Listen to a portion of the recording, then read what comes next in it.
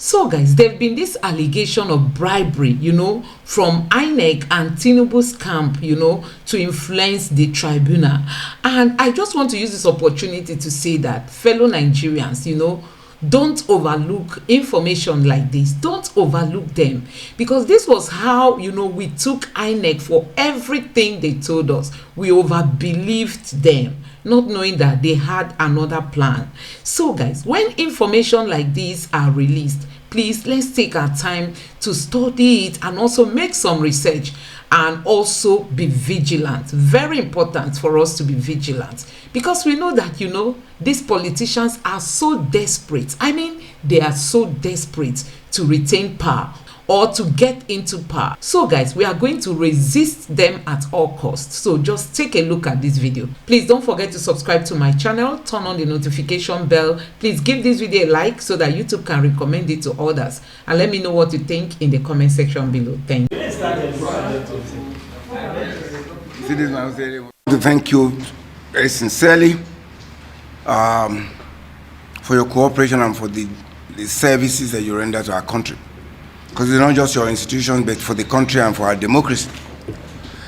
Again, thank you for coming up in large numbers at very short notice. We called this for less than 2 hours ago. And despite the rains, we are all here. So I want to thank you very much for being a partner for the development of our country. I'm calling again this evening now for a press conference on the public anxiety over alleged plots by the APC to influence the outcome of the petition before the presidential election petition tribunal that is starting tomorrow. The PDP has invited you this afternoon to alert Nigerians and the international community of the shocking revelations, reports, and allegations of plots by the All Progressive Congress APC to influence the outcome of the presidential election petition currently pending before the presidential election petition tribunal. The PDP also alerts of recent intimidation, harassment, threats, and vicious attack by APC leaders against Nigerian youths and eminent Nigerian personalities for speaking out against APC's planned move to install a government that does not enjoy the mandate of majority of Nigerians as expressed at the polling units. The alleged planned onslaught by APC leaders on eminent Nigerians and our democratic institutions, including the judiciary, stems from APC's apprehension, given the weight of evidence against it, as well as the continuing refusal by majority of Nigerians to accept the outcome of the flawed presidential election.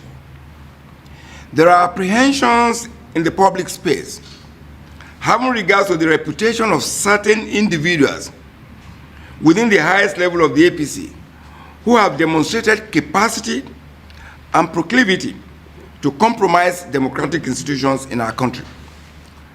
It will be recalled that on Friday, May 5, 2023, our party raised alarm over the massively condemned comments by the APC presidential candidate Senator Bola Tinubu at the commissioning of some judiciary projects in Port Harcourt, River State, wherein he attempted to corrupt, cultivate, and patronize the judiciary.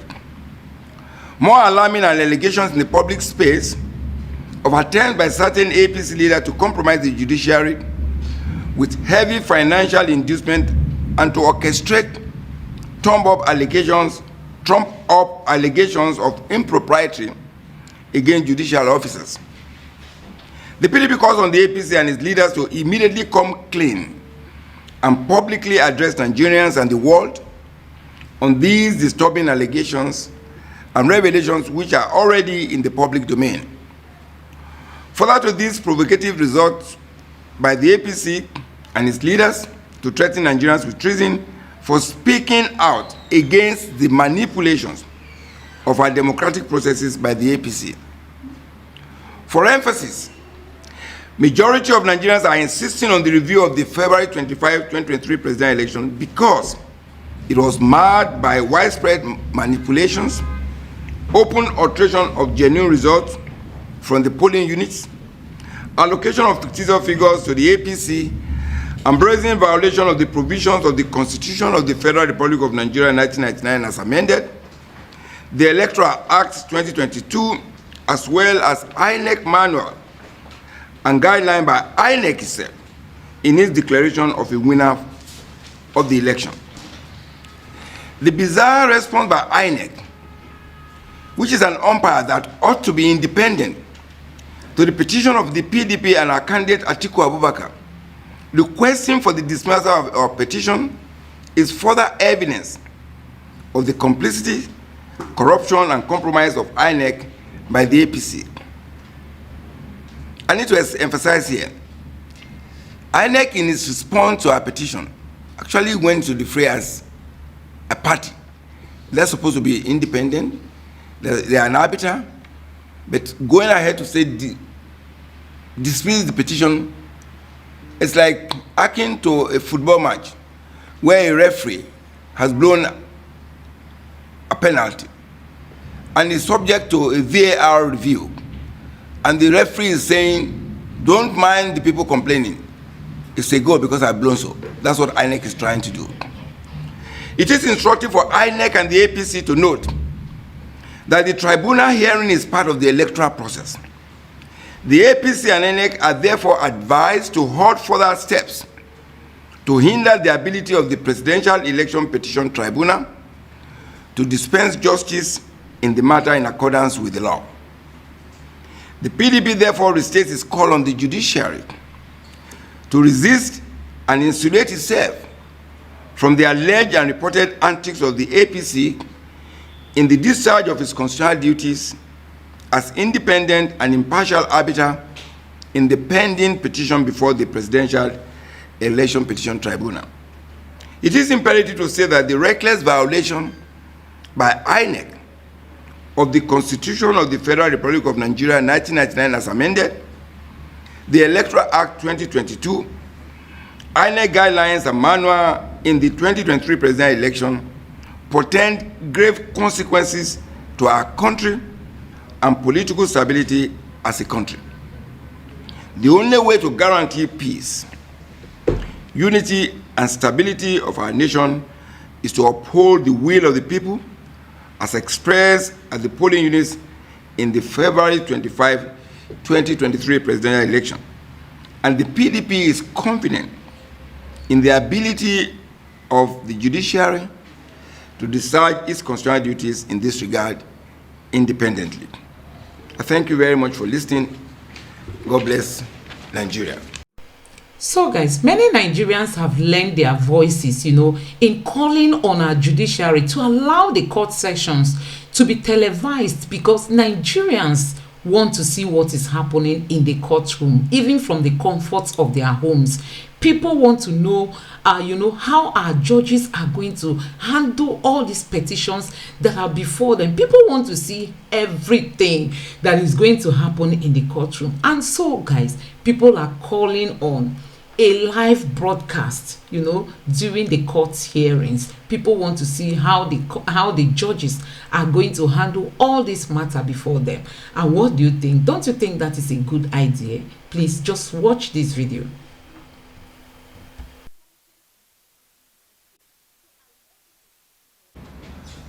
The Supreme Court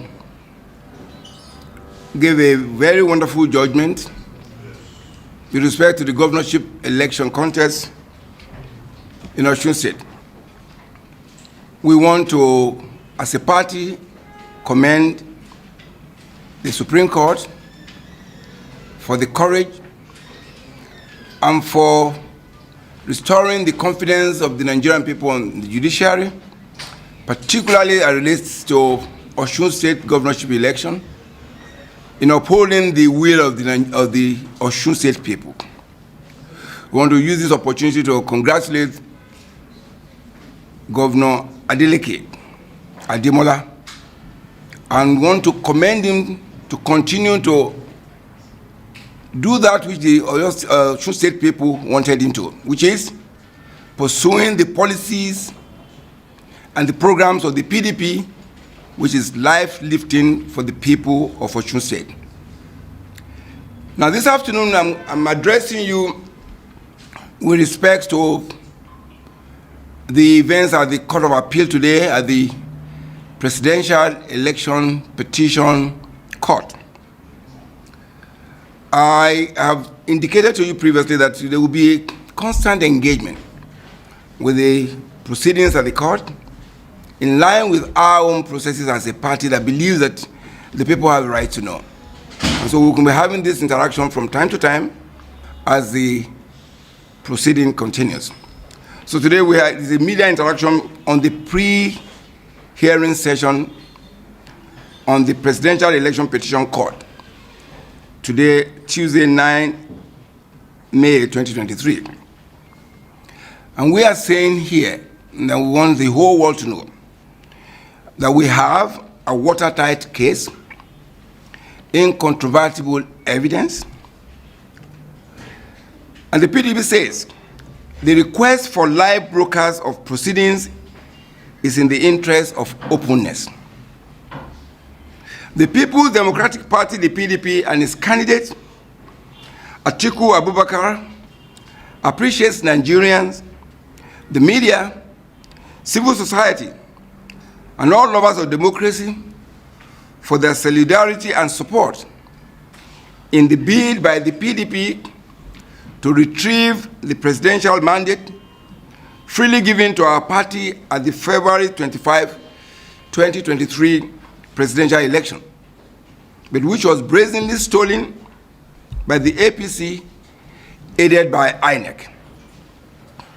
This solidarity is born out of the fact that majority of Nigerians voted massively for Atiku Abubakar, and they want that mandate retrieved and restored to the PDP and its candidate. As you are aware, the pre-hearing session in our petition before the Presidential Election Court commenced today, Tuesday, May 9, 2023. The PDP and Atiku Abubakar have a watertight petition. Our facts and body of evidence are incontrovertible. Our party restates its confidence in the ability of the judiciary to discharge its constitutional duty dispassionately based on the evidence before it.